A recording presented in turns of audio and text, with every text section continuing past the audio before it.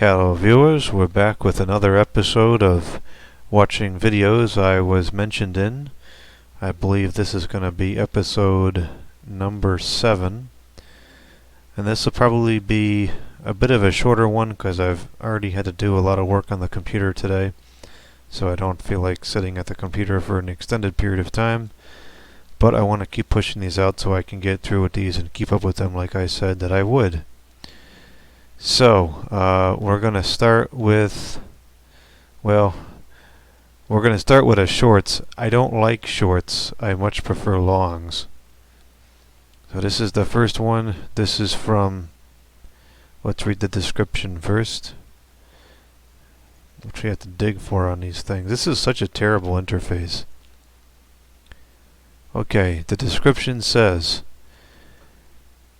the title is Bad News for Windows 7 Firefox Users, and the description says, the people behind the Mozilla Firefox browser have just released its final update, version 115, for Windows 8.1 down to 7, with the final push coming after September 2024, when they will stop security updates for ESR versions of the browser.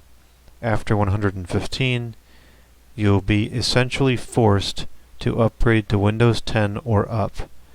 This could come as a shock to loyal Windows 7 users like myself, as well as Walter Knox and Jordan Yu. If this continues to get to the point where I can no longer use my Windows 7 computers safely and reliably, my next computer will be a System 76 laptop with POP! OS Linux. I have no idea what that is. Well, there's some inaccurate information here, but let's watch the video first and then we'll address that. And this video doesn't fit on the screen because it's Verticam.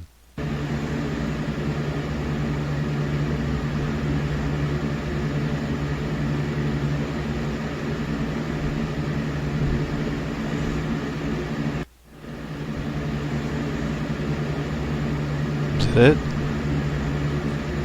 There's no bar that tells you where the video is at, so I guess that's all it is.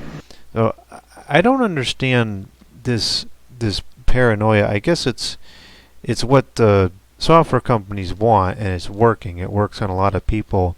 This paranoia of using software past its support date or whatever you want to call it.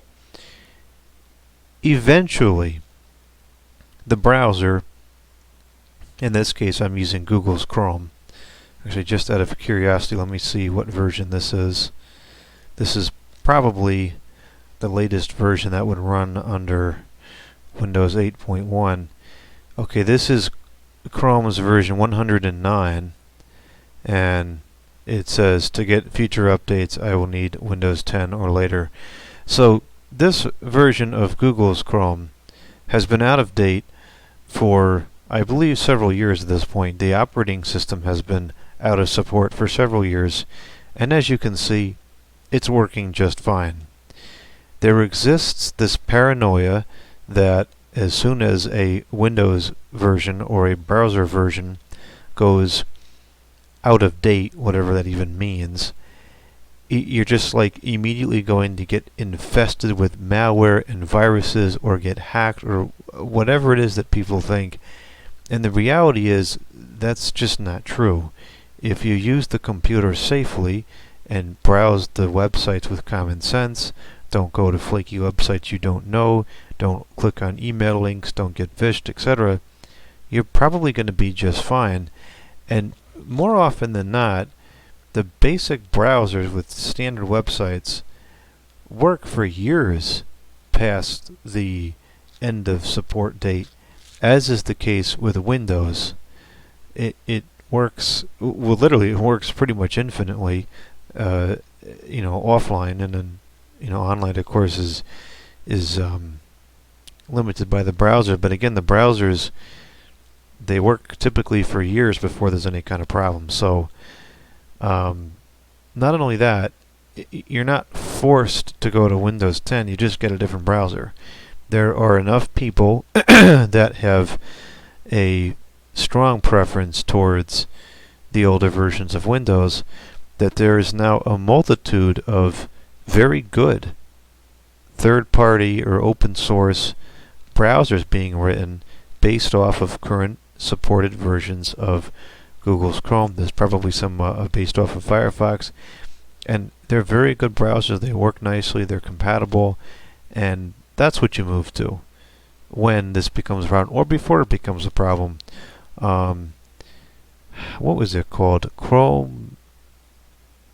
No, not Chrome. Chromium is one of them, but it's very difficult to install, at least to me. There was another one called. Let me see if I can grab it here.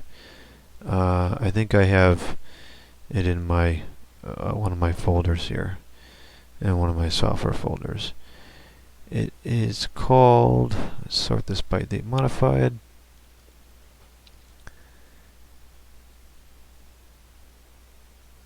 It's called Supermium. Supermium browser. Here it is. Supermium browser.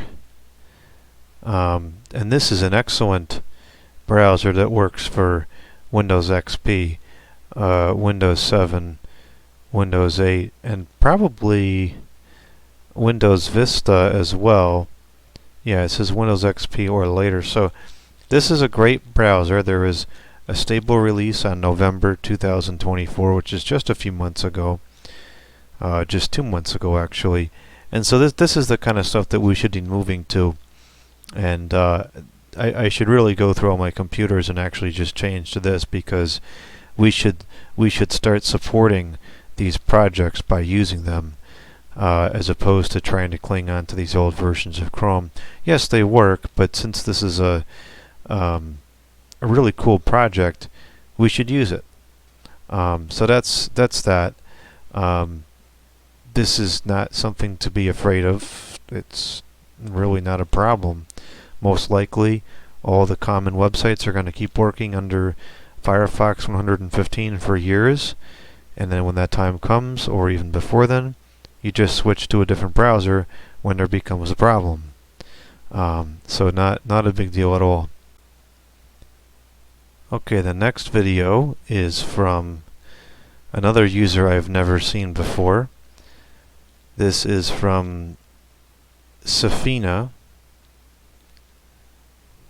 Are there any other air conditioner videos on here?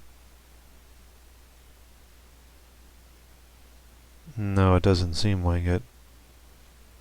I don't know what this stuff is.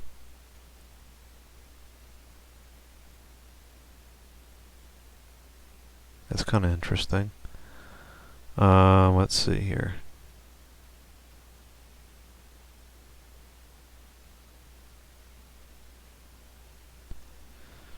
So this is the video called Startup of the 1980s Kenmore Electro Home 8000 BTU Air Conditioner. The description, which should always be read alongside watching the video in full, says, "This is a vintage air conditioner I found on the side of a road during a vacation back nearly a month ago. This was likely made sometime in the early 1980s, if not late 1970s. 14.75 ounces of R22 refrigerant, model C938.350482, pulls a whopping 1,160 watts. This can be enough to make a breaker trip if you run extra electronics at once, combined with this air conditioner turned on! Unfortunately, it's not in the best condition as there is rust in some places. It's a little bit beaten up though, sadly. Pros: blows colder than most modern air conditioners, and the excessive use of quality materials, wood and metal. Awesome compressor sound during startup! Modern air conditioners don't even come close to this sound! Cons: very heavy to move around, especially upstairs. Pulls a ton more electricity than any modern air conditioner. Can trip breakers during the most unexpected times. Refrigerant is poisonous if leaked. I should be okay for now, and rusts faster the closer you are to the ocean. A quick video about a vintage air conditioner, quality and engineering in mind of the manufacturers at Kenmore back then. Okay, let's watch the video. Oh, there's some issues with that description we'll address after the video.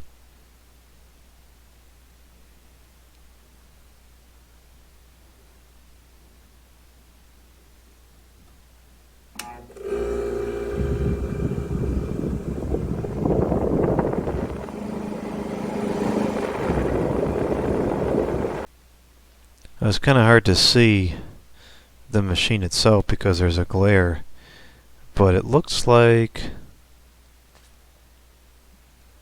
Yeah, I really can't even tell what... Well, anyways, so it sounds great on startup. Definitely a nice reciprocating compressor in there. So, first off, just because something's rated at that, when it comes to an appliance like this, being rated at a certain wattage doesn't mean that it pulls that amount of electricity continuously. In fact, those ratings are usually set up in worst case scenarios, and normal operation it will not pull anywhere near that much power. If we have a circuit, let's say a 15 amp circuit,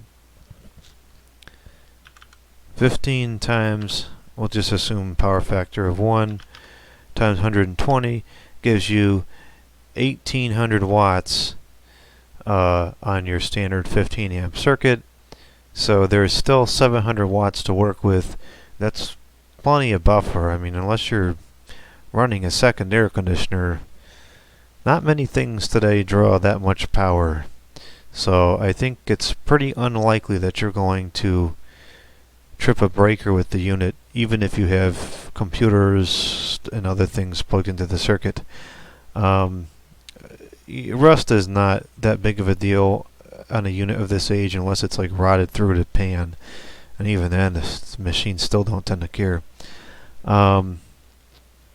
Excessive use of quality materials, I've never heard that before.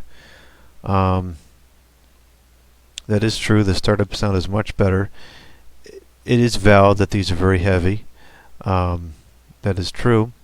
It is not true that it pulls a ton more electricity than any modern air conditioner and can trip breakers. In fact, if you actually compare the amount of cooling it does in actuality compared to a newer one, it probably pulls about the same, if not even less electricity under certain circumstances. It's really quite mythical and a misconception and just totally inaccurate that older air conditioners pull a ton more electricity than the new ones, especially if you consider how much cooling they do. The refrigerant is not poisonous, and if it leaks, you're going to be just fine because it's not poisonous and it's a trace amount. Really, it's not even a pound. It's hardly any gas.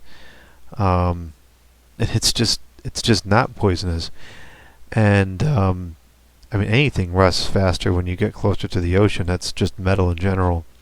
So this is kind of unusual for someone that thinks like this to pick up a vintage air conditioner. That's kind of odd. Anyways, it's a really nice machine, but there's definitely some inaccurate information there. Okay, the next video. Whoa.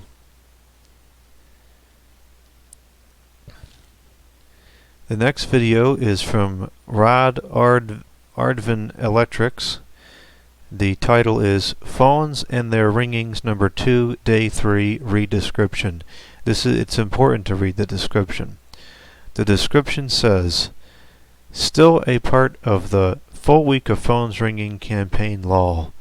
I think some of you remember these series of videos when in some certain times, not quite often, I make these types of videos, which I will mention the landline, telephone, old electronics content creators to see my phones in one of my setups and tell me their thoughts about them and pick a favorite set. So this time in this video, I would like these content creators tell me their thoughts, and they are mentioned. Sorry if I missed anyone. If I did, please make sure to let me know in the comments box, and I'll add you in the next series.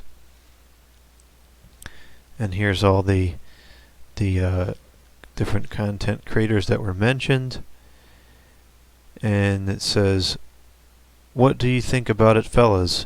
Which sets are your favorite? And as always, thank you so much for watching and supporting me. So this is a very blurry video. Why the heck is it so blurry? It's a very long video, almost an hour and a half. Alright, let's see what we got here. Oh, there's a stinking intro.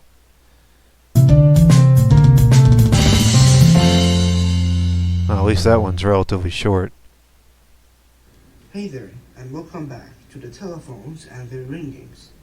So it actually has been quite a long time since I recorded one of these series, and it's actually the first time that I'm recording these series in my new location that I am. So today we are going to ring the phones. As you can see, here is my setup right now, current setup. Probably I will do some other videos like this later when I have my other phones here too, which they're actually in a box right close to me. Maybe if you want, I can just give a little sneak peek of the box too. And yeah, so we are gonna talk about all the phones. Then I'm also going to tag some content creators in the description, and I would love them to watch the video and tell me their thoughts about the phones that I have. And yeah, we're gonna also ring it. Okay, let's start with this handset. This handset is the handset for the Panasonic KX-TGF872, which this phone is one of those I think new 2020 sets, which they mostly focused on the call blocking feature, smart call blocker, as you can see here. But I really don't like the new Panasonic phones, especially the ones with the call blocking feature. Yes, the call blocking feature is advanced and it's helpful, but they didn't really care about the feature and the quality of the phone, so I think it just dropped at this point. Only the smart call blocker is the only benefit that this has. Okay, that's... I agree with that. I feel like Panasonic's quality has gone downhill substantially in the last number of years. I would say, like, once you get past the 2010, mid-2010s, the quality of the Panasonic phones are just not what they used to be. And granted, I don't pay much attention to the modern phone market because I don't have much interest in it, but I have worked with a handful of these newer Panasonics, and they're kind of flimsy. Certain features are lacking. The audio is not as clear as it used to be. Volume's not as good as it used to be. Pickup's not right. Some of the speakerphones are just downright unusable. Very disappointing to see the direction that Panasonic has gone in. Let's go to the next phone, which I have here. This is actually the Uniden TRU8885's handset, which I really want to de-register all the handsets of it because this came to me with two handsets, but for some reason this is number 3 and the first handset is number 4, so yeah, I've got to arrange them. And also here I have an IP phone, and I also have an IP phone gateway. If you are seeing this, that's my camera cover. Yeah, so I actually have an IP phone gateway, which is my line. As you can see, it has a European dial tone because I programmed it like that, but I'm the Canada. I'm not in EU. But I like the European dial tone because I was going out with it. I'm actually Iranian, if some of you did not know. So yeah, this is my Cisco CP7970 IP phone, which currently does not work because I destroyed it. I was trying to reset the software to program the SIP, but I had a failed attempt resetting the software. As you can see, it does not have any software, unfortunately, right now. But at least the VoIP gateway works, and probably I can get this to work. Also, this is an Ethernet cable that belongs here.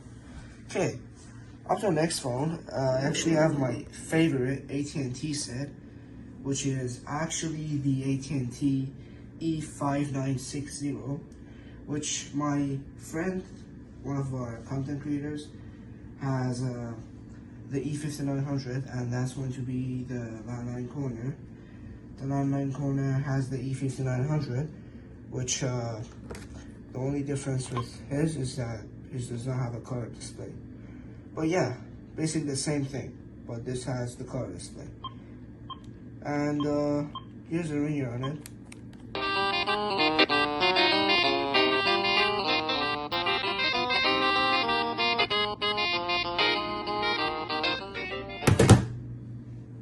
Yeah, I like the ringer, to be honest. It's my favorite, and I actually have some files of the ringers of this phone, the polyphonic ringers. If anybody wants to have them, just comment down below on this video, and I'll provide you with my Discord. I hope it does not get moderated.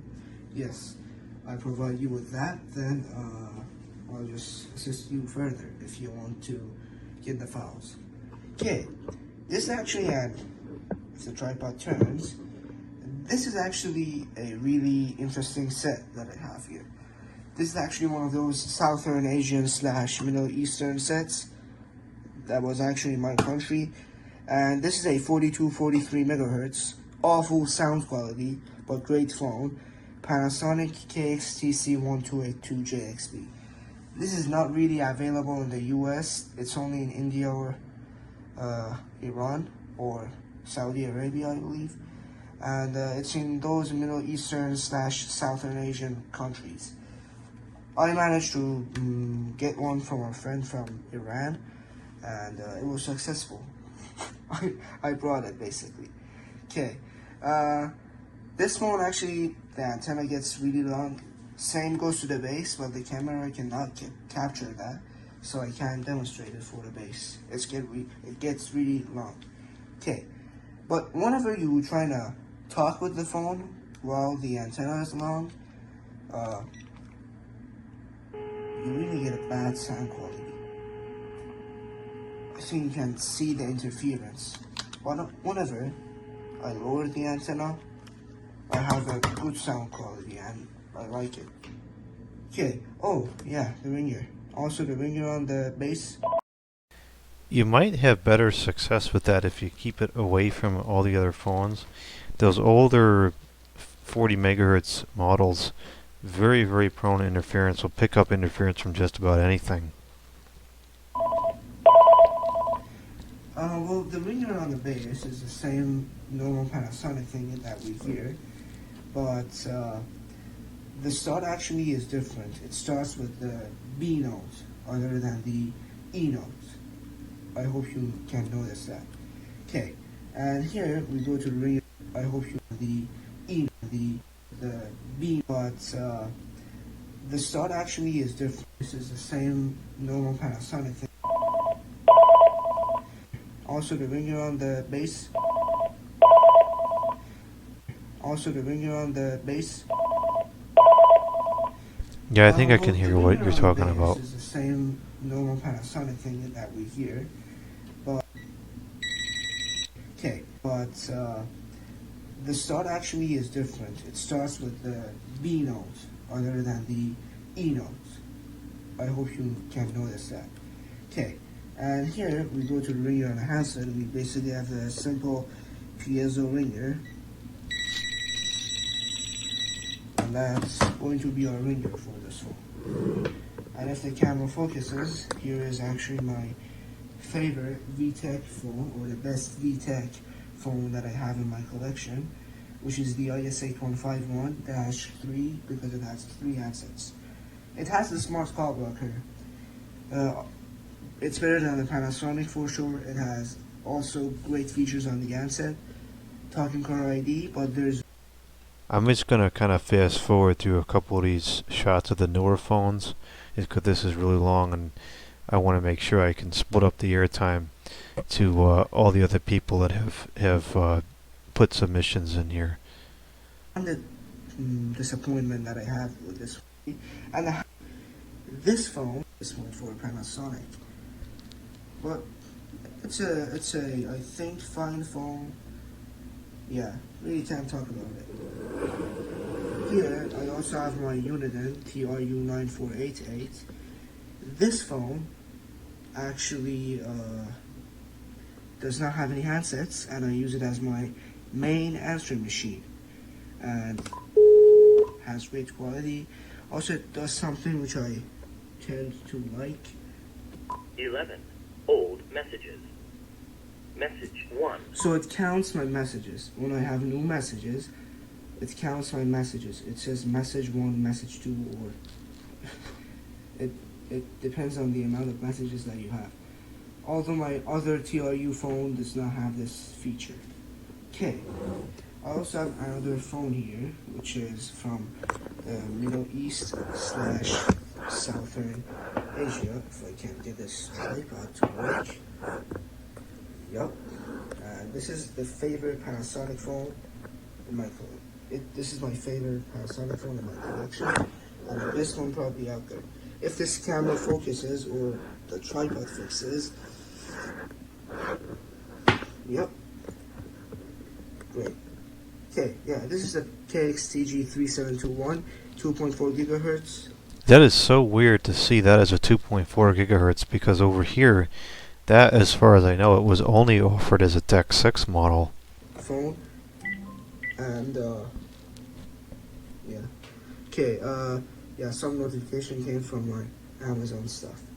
Okay, if you go on the ringers, you actually have some great polyphonic. Wow, 26 ringers. This is available in the US by the model number 7621, and they have the male voice, but this one has the British voice, although this is not a UK set. In the UK they have it as a 6621, which does not have the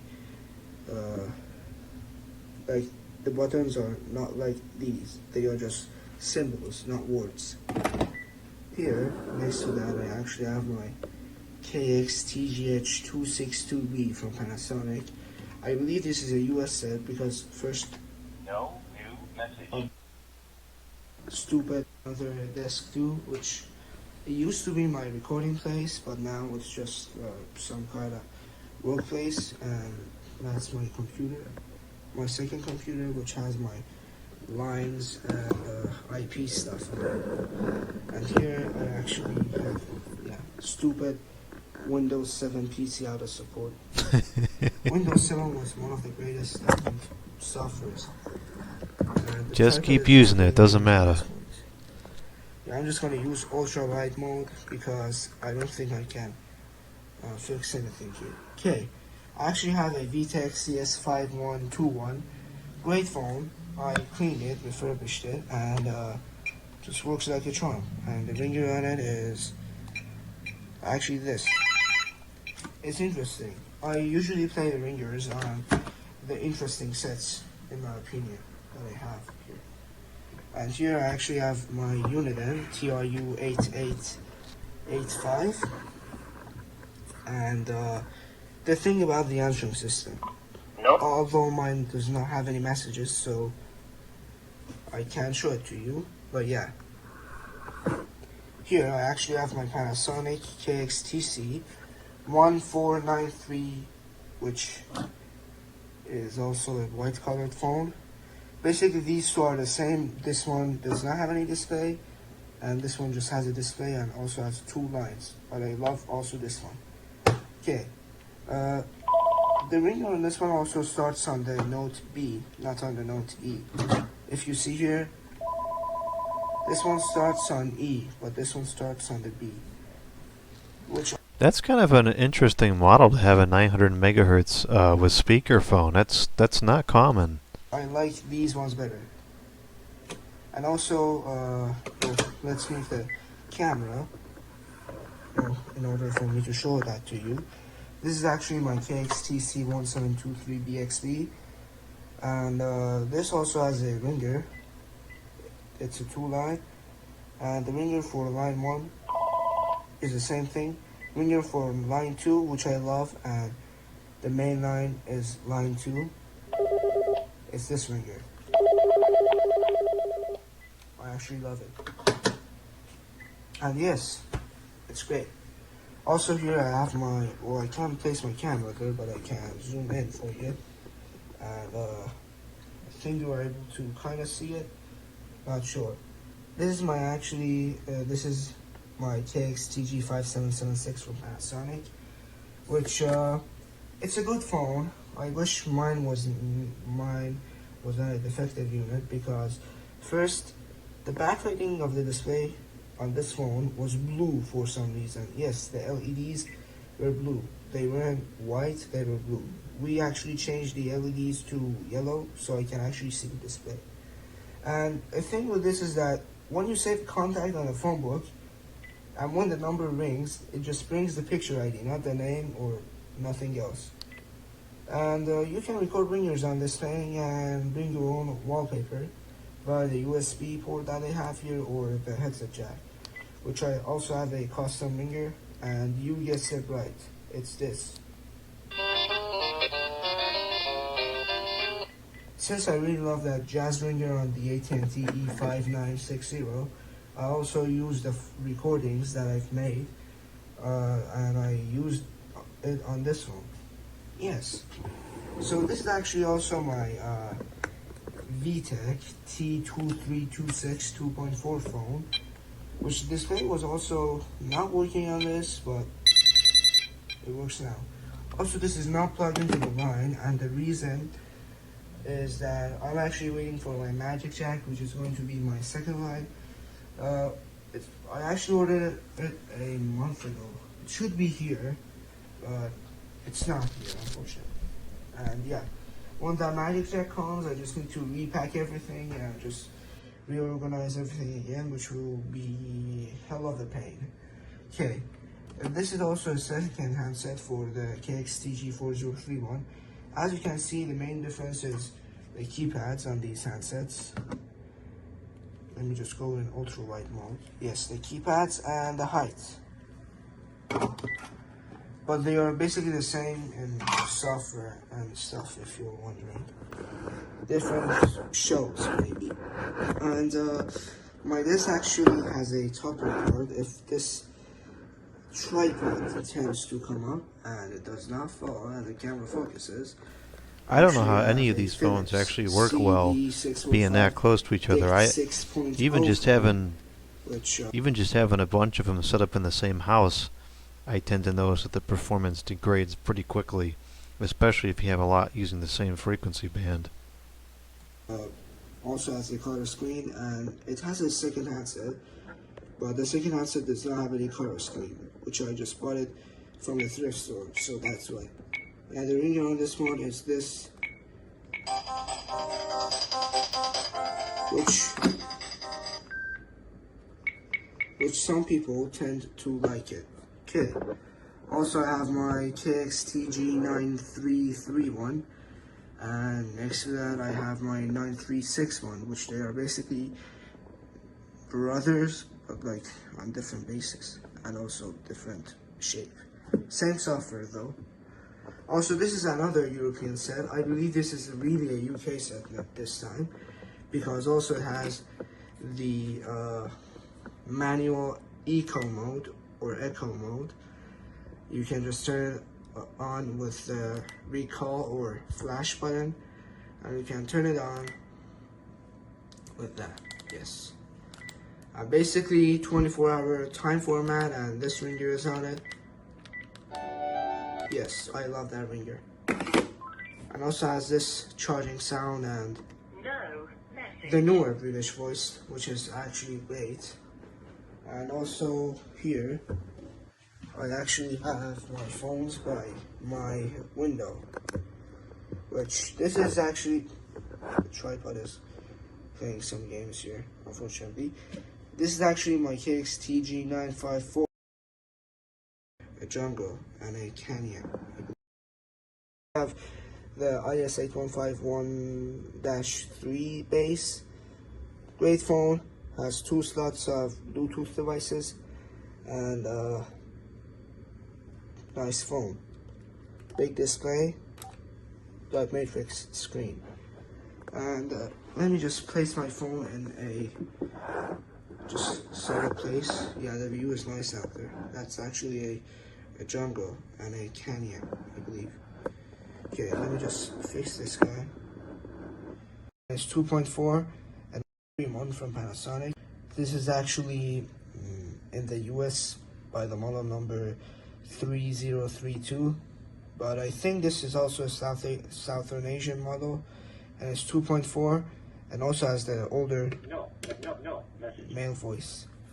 And this is the 3531. And the display, for some reason, sometimes comes back and sometimes dies, which that's a new. That seems to be a problem with a lot of the Panasonics from both the 2.4 and the 5.8, and even some of the early Deck 6 era.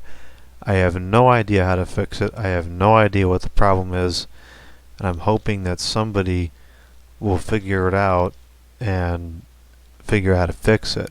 Because some of those Panasonic 5.8s really were very iconic phones, and they're very good phones too.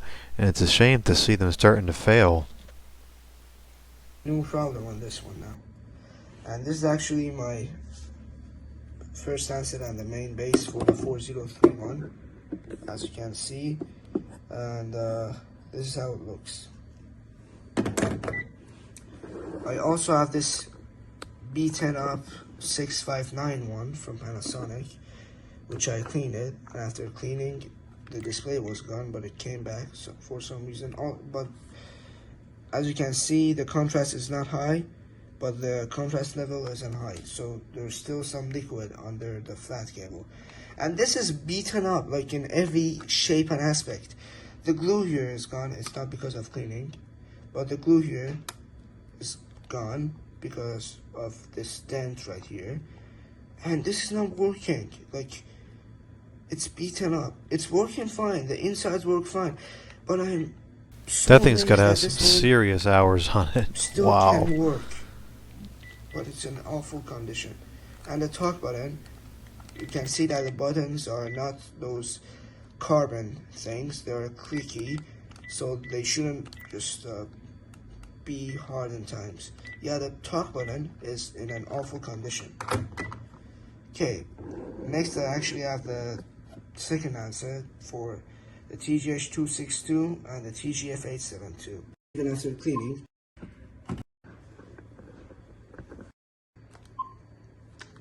Even after cleaning, the buttons are so hard to touch.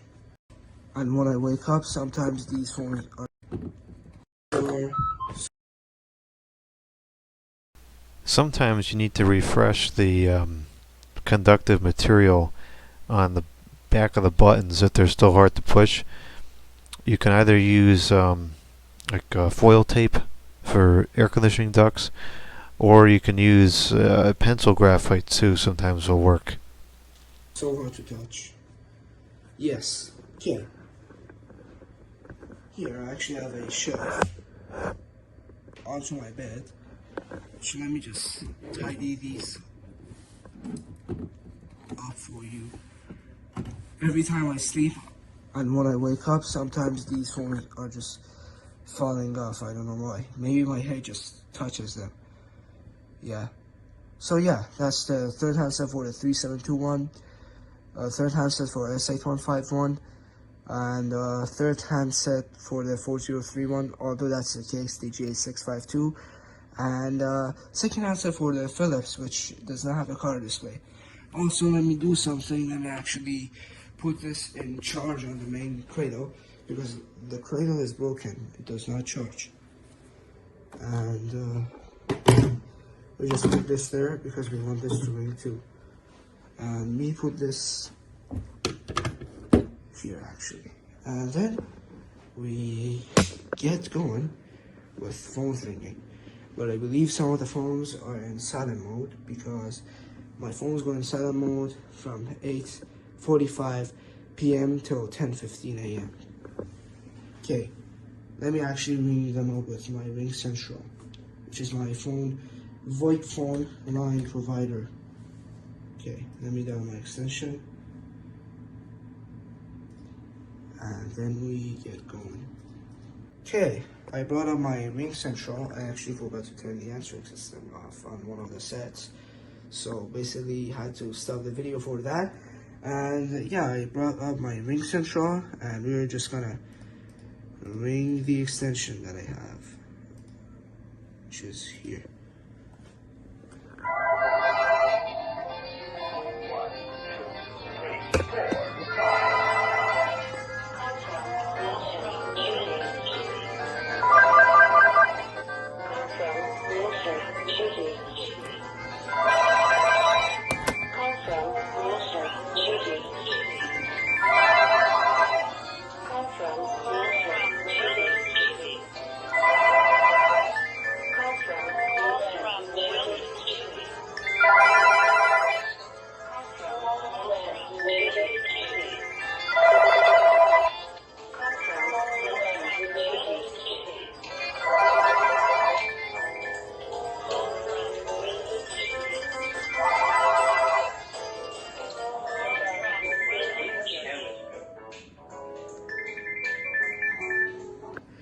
Yeah, some of them are still ringing, and yeah, basically this was a small phone ringing, just to see all the phones just ringing for a sec. And yeah, basically these are all the phones if the tripod doesn't become loose. So yeah, and these are actually the phones that I currently have in use. And yes, I really hope that you enjoyed this video, and I wish you to have a nice day. Stay tuned for more, and take care, and goodbye. I think that's the same desk I used to have at the old location. I remember there was the option to get something for the top, and I didn't have that piece. So that was kind of interesting to see some of those phones from different parts of the world. I don't have any. I think I have a few pieces from Canada, but I don't have anything from other continents. So it was interesting to see those models and how some of them are similar in form factor to the ones we have here in the U.S., but it's a totally different software, frequency, ringers, etc. I don't know how you have so many hooked up in that such a tight proximity. You don't have issues with interference, especially with those unit and true 5.8s. Those seem to be particularly sensitive to being around other 5.8 phones. I guess you don't have too many 5.8s. Oh, there's a few. I don't know. I've tried to use those alongside others and never had good results. They like to be used by themselves. Alright, next we have a video from... This is from David, and the description says, "Very rare fan, but very powerful, but anyway, subscribe." So this is a Lasco Air Companion, which is in fact a pretty rare fan, and it's also very powerful. Hello all my fan collectors. As y'all can see here, I have a Lasco Air Companion. This is an early 2001 Lasco Air Companion. This one is very powerful fan. It's an Air Companion. Some of you collectors have had this, but I have one. This one was absolutely filthy when I got it. The motor was plugged, but as you can see, this is an older one. It does have a switch on top right here. Even the cool Lasco logo, the older one. And look at this, non-fused. So this one does have the recalled motor, by the way. I'm going to show y'all. If you can't see, in the older motor cord, but it's actually an earlier model because it has the older motor cord. Well, we need to know the exact year of manufacture in order to determine if the motor is recalled. The recall only spans from units made 02 to 03 and 03 to 04. So it's very possible this was made prior to that and not part of the recall. But the big one's used. But it's an earlier Lasco motor, the small motor. So, but yeah, we're about to start it up. So this one was actually filthy. It was blocked right here. I was surprised it still ran. I cleaned it and now oiled it and now it's working. So I'm gonna start this thing up on low. There we go.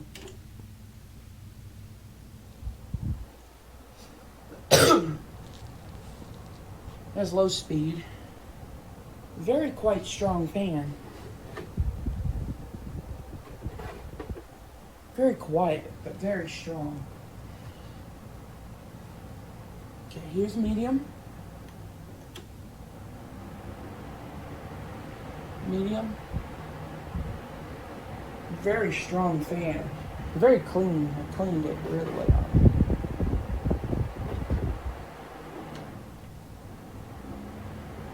Medium.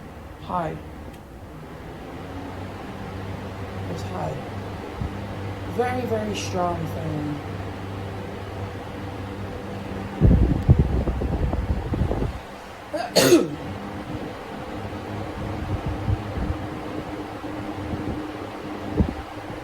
Hope y'all enjoyed it.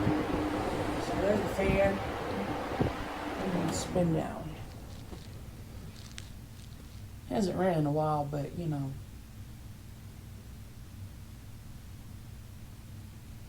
It's got a short spin down because of the small blades. But yeah, it's a good fan. But I hope y'all liked it. As you can see, this is a 2001. It don't have a date on it anywhere.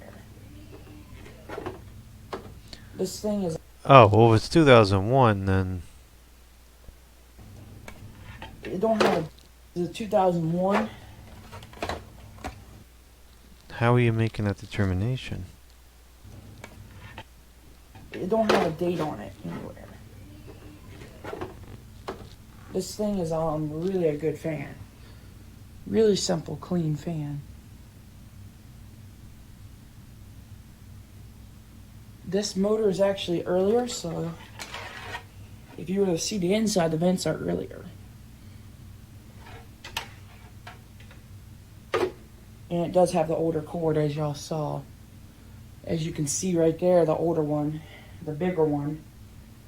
But anyways, these were recalled due to their enormous fires, but the only reason why they burn up is because people don't use them properly. They don't clean them, and the motors overheat, and they probably catch on fire. I tend to think that that is the reasoning, but I don't recall these. I want to bring up the Lasco recall right quick here. So this is the first one that comes up. So this is posted 2006. Pivoting floor. Oh, this is not the one I was thinking of. That's not the recall that I was looking for. I was looking for the box fans. Well, actually, this is not the original one either. I think there is one that goes back to. No, I'm pretty sure it was before 2011. Was that really the first time that it came out?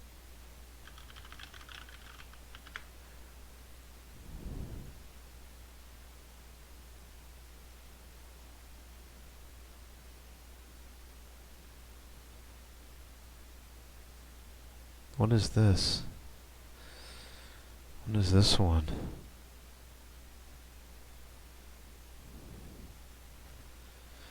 Yeah, 2006. This website looks different to me than it usually does, but I could see 2006 being the first one, I suppose, maybe. I don't know. I thought there was a different one. I thought the website looked different. What is it like? What is it? Why does it look? It looks weird to me. Maybe it all got changed recently. Well, see, this is 02 to 04, and pivoting floor fans.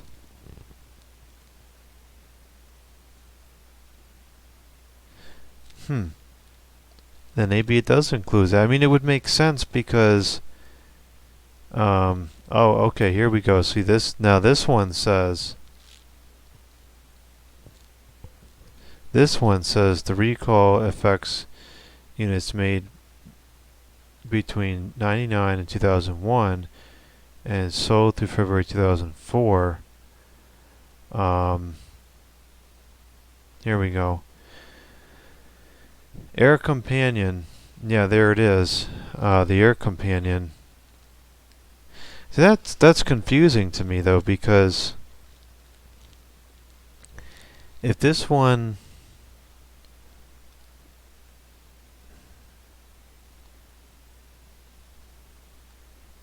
this is the first one, I guess, and then this one says this is a second one. So then maybe I'm not understanding this accurately. Maybe is it the case that all of the all the ones with the PSC motors are recalled? I don't know. That's kind of what it's. I guess that's kind of what it's seeming like, because this recall was box fans exclusively from 2002 to 04, and then this one is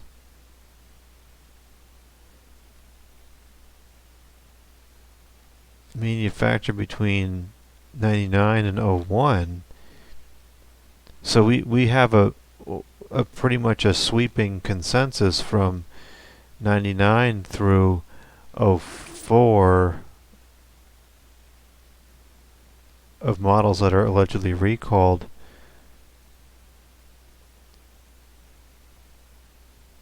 So I guess I was mistaken then. I guess they are all recalled then.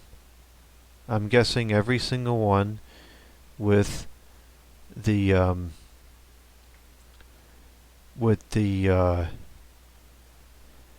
that small motor is recalled. Huh. That's interesting. Okay, so I guess these probably are affected by the recall, which is unfortunate. But then again, all you really have to do is, I tend to think that all you have to do is keep it clean, right? I tend to think, and especially considering that these recalls were issued quite some time after these fans come out. We're talking fans made in 99, 2000, 2001. The first recall is in 2006, right? And then the second one, the second wave comes through in 2011. So these fans were lasting quite some time before it was a problem. So I really do feel like it's the fans had a lot of dust built up, the motors blocked up and overheated, and that's what the problem is. I don't feel like the motors themselves are intrinsically dangerous. But the official solution from the LASCO is to plug in a fused plug. And I guess the way the motors fail, the fuse would prevent it from, if the windings start to short out or whatever it is that happens. These recalls are never particularly well detailed in terms of what the actual problem is or the failure is. But if it's a windings shorting out issue, like it seems to allude to, having a fused plug, I guess, would prevent it from really failing catastrophically. So I feel like you're probably totally safe to use these, providing you keep it clean and you have a fused plug. Either the official one, if you can find them. I don't know if they still, if LASCO still produces them or not, but a little, probably a fuse for a little Christmas light string or something like that is probably fine. Make a little adapter with a C9 string of lights or something. I think it's fine to use under those conditions. So I guess this is the conclusion is I had a misunderstanding of it, and this is a recalled model. Probably any of the ones with the PSC motors, I guess, are recalled, because they did start to trickle in, around that time. This one hasn't been giving me no issues. It runs well, and yeah. But anyways, like, share, comment, and subscribe. And subscribe to Lamont and Jordan and everybody. See y'all later. God bless y'all. And Alright, the next video, we have a... Oops, that's something else is playing. This video is from the International Lift Filmer 2024 Off Topic. I'm not familiar with this channel, and there is no description.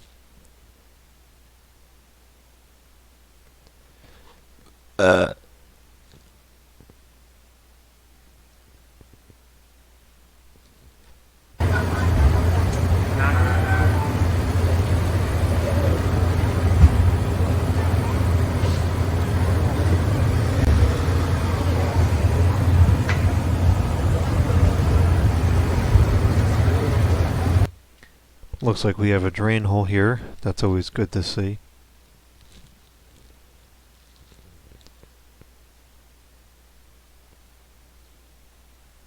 Alright, next Hello, we everybody. have a video that I'll look through this real quick to make sure that it's just to confirm what it is. But if this is just talking about spam, we're going to skip this one because I don't want to waste time drawing attention to garbage commentary.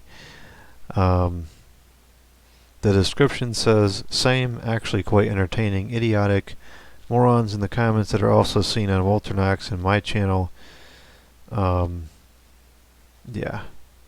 Today, I kind of want to share something with you that has not happened in a while. I have gotten wrong tab. I've gotten some spam, and it's actually been pretty dry here. Like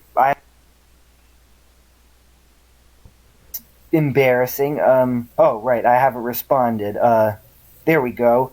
So let's read this first one. Yeah, let's spend time on something else.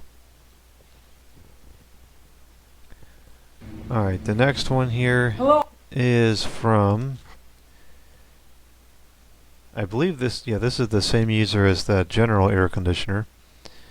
And this one is an LG branded, looks like a mini split. And it says, the description says, I'm aware that Jordan Yu hates LG appliances, but he'd probably like this as it's from the 90s and still works well. The grill on this particular looks unoriginal and like it was taken off a Fujitsu General mini split. The older LG stuff was okay. In fact, I think even some of the newer air conditioners are kind of okay as well. Certain LG appliances I think are complete and total garbage, but some of them are okay, and this is probably one of them.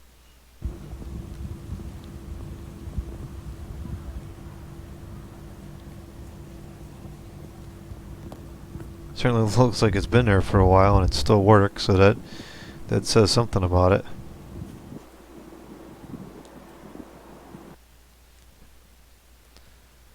Alright, next we have another video from David, and this one is a Lakewood wind machine from 2002. So I guess this would be recalled.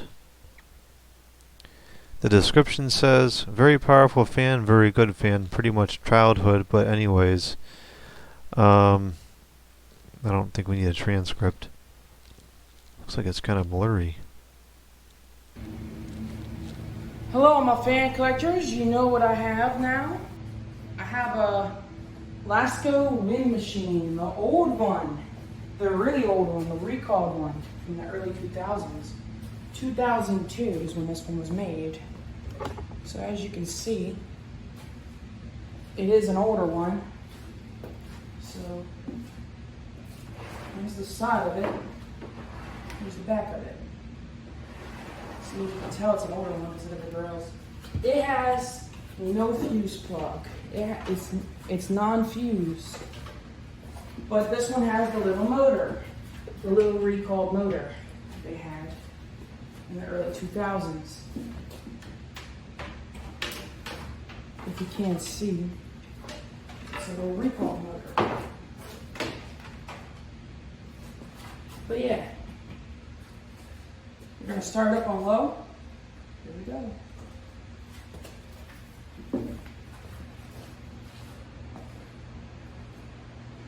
Very, very quiet. I got this on Facebook, off of Facebook Marketplace.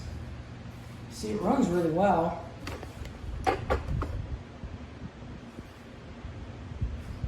It blows a ton of air.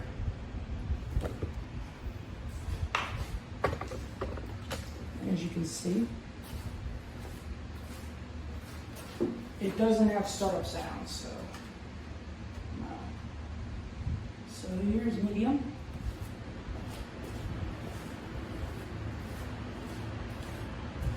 Medium is quite powerful. It is very powerful.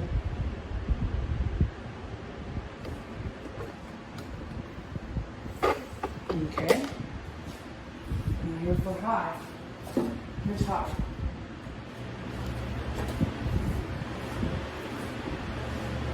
This thing's in absolutely immaculate condition, though. It blows like a ton of air.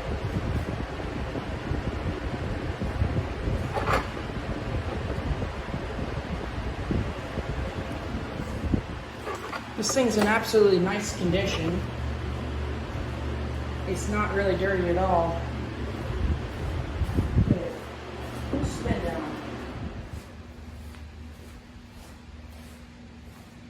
It's got a nice, good spin down.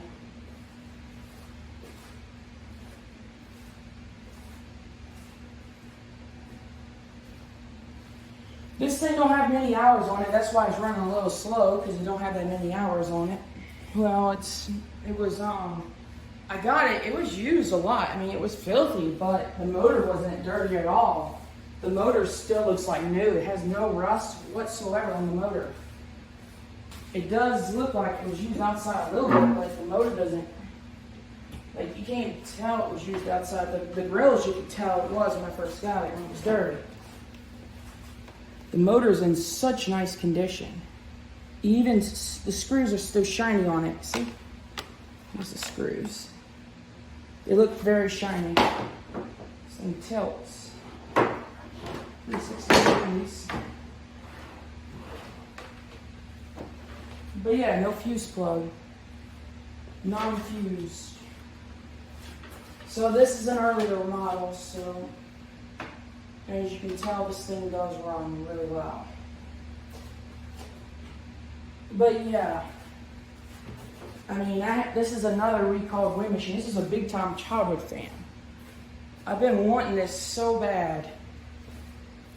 I'm very glad to have it now in my collection because I used to see these everywhere as a kid. This particular model wind machine with that grill that's more open. As you can see, the older wind machines are just better built. This thing actually moves more air than the wind machines they make today. This thing really moves the air.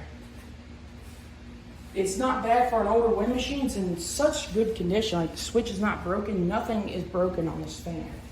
The grills are still flexible, and the cord's still like new. It's like it has no dust on it whatsoever. It was like really well taken care of. It's like the fan was really well taken care of. It's still like new, no yellowing or anything. The cord is just still white, and the blades are still white. They're still nice.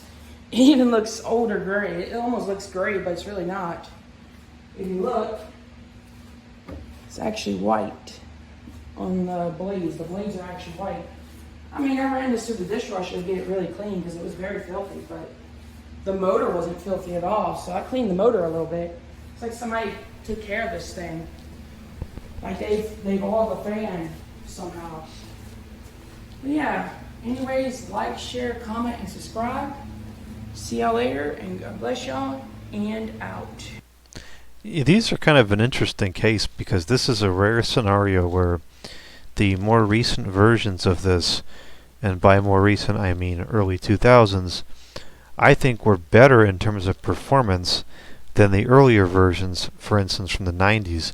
That one that had the D blades and the big plastic shroud, that thing, although it was a cool looking fan, was a total aerodynamics disaster and didn't move hardly any air at all, or it hardly moved any air at all, whereas these, especially the earlier ones, I think these are pretty reasonable. Even the ones sold today, they still kick up a decent amount of air. Alright, I went a bit out of order. This was supposed to be the next one. Oh, that's fine. This whole video, I guess, is out of order. This is another video from David, and this is a 2004 Lakewood HV4. And the description says, very powerful fan, but very quiet, but anyways, subscribe. Don't tell me what to do. Here we go. Lakewood HV4. Hello guys, hello my fan collectors. I finally got a Lakewood HV4, as you can see. This Lakewood HV4 I bought online. It is from 2004. It's made in October of 2004. And must have been bought in the summer of 2005. But this fan's actually pretty much childhood a little bit. Found this online. I definitely got my hands on it. Like I said, there's the front of it. Here's the little front of it. Here's the back of it, all shiny and chrome. The side of it. There's that in the front. So it's on 1 speed, so we'll demonstrate it. So here we go. Here's on. It gets right up to speed. And it's blowing a nice gentle breeze. I could feel the air.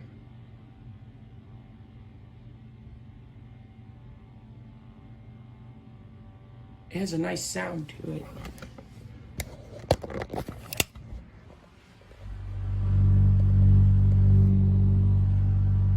She is a little out of balance, but we did balance her a little bit.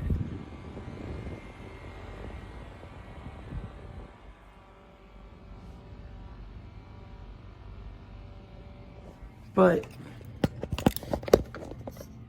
the fan is actually working. It blows a little. It blows some air.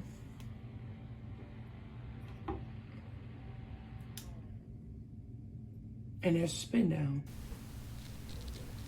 Not very long. But we did oil her and clean her. And she's ready.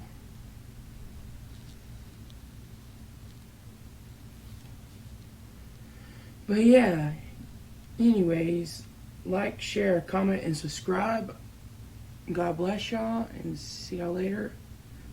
And These are childhood fans for me too. I remember getting one of these back in probably 03, 04, somewhere in there. And I think that it came from Target. And I think at the time, the Target store was pretty new, one of the first ones around here. Next we have, I don't understand what this is. These are posts, but the video is not there, so I don't know.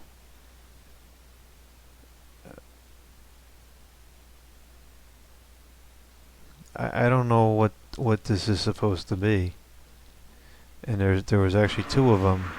There was another post, but there's no video or anything to go with it, so there's no description here, so I don't know what that is. Alright, last video for the night is from Lamont. It says, hopefully you'll enjoy this video, bro. I don't like Chinese fans, but this one has been doing well for me since 2019. Also, I know you don't like LED lights, but unfortunately that's all this fan has. Hope you have enjoyed this video. More to come soon, and out. I remember when he got this fan, he had originally gotten the Brookhurst, which I had recommended to him because I had it, and I thought it was pretty good. And then the capacitor failed in mine, the capacitor failed in his, and he got this one in its place. It looks very similar, but I'm guessing it's not of the same OEM, because the capacitor should have failed if it's the same OEM. Unless there was just a string of bad caps, I don't know. The Hampton Bay rebranded for. Oh, we start from the beginning.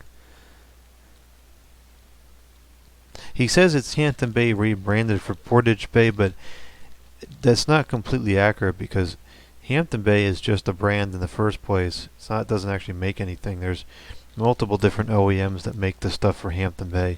I don't know what the heck Portage Bay is, but I assume it's the same thing. It's probably just some name brand, and there's a bunch of different OEMs that make the stuff for Portage Bay. So I don't know who actually made this, but it definitely wasn't Hampton Bay because they don't make anything. Here is the Hampton Bay rebranded for Portage Bay. I've had this fan since 2019, and it's been holding up quite well. We're in 2023, almost 2024, and this fan runs 24 hours, 7 days a week, 365 days a year. Most of the time on low, but right now because it's been hot in the summer, I've been running it on medium. It's been a few times I ran it on high speed, but it primarily runs on medium pretty much 24 hours a day. I never cut this fan off unless the power happens to shut off or we have a blackout. It's been running. I just did a user error. I meant to mute the microphone and I instead stopped the entire recording. So we'll just go back a few seconds to pick up where it was. Never cut this fan off unless the power happens to shut off or we have a blackout. It's been running for a while. It moves pretty good airflow. Just to do the lights. Unfortunately, the lights are LED. I know nobody likes LED. LED No are LED. garbage. Made in China LED. LED are garbage. Made in China LEDs. No incandescents, Jordan. No sodiums. No high pressure. I know, bro. But this is all I have. I'm not really into lights like that, so I'm not really bothered by what kind of light it is or what type it is. As long as it works, it's bright enough for my contentment, I'm okay with it, but I know you're not. But they've been holding up quite well.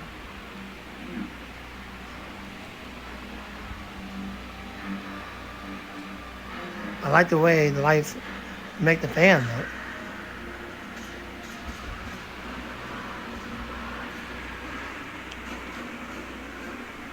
And now let's cut the light off.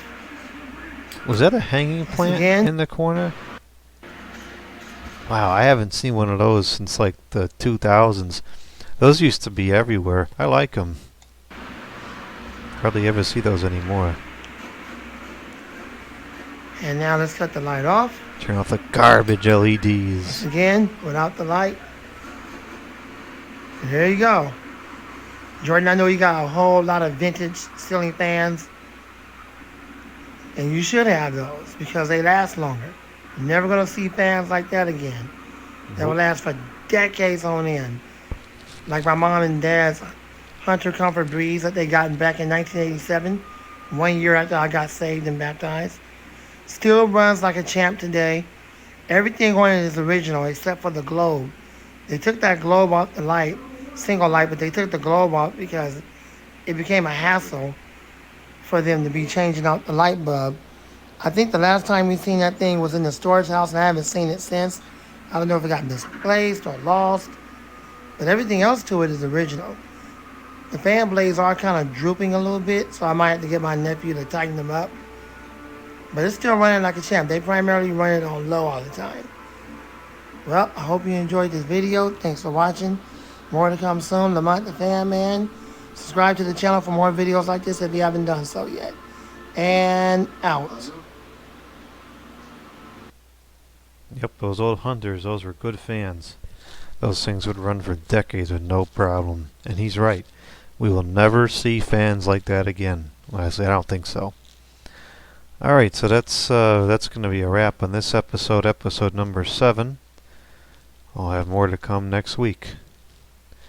If you want to be featured in the series, upload a video that's not brain rot or nonsense, and mention me in the description box, and I'll watch it here on video.